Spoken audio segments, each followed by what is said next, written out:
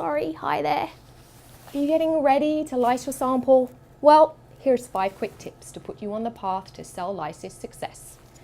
Use a harsh method like a Sonicator, grinder or French press for samples that are difficult to lyse, like plant cells, tissues, and even some microbes. For cells that are easy to lyse, like a red blood cell or tissue culture cells, use a gentle method like freeze-thaw, a detergent, or enzymatic lysis. Now, when you're working with a new sample, try at least 2 different methods and compare their efficiency using a protein assay and sds-page.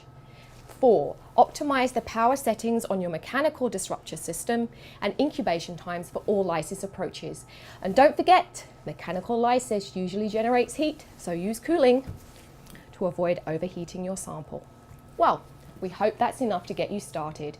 If you have tips and tricks to pass on, we'd love to hear from you. Send them as well as suggestions for future Lab Notes episodes to labnotes@biorad.com.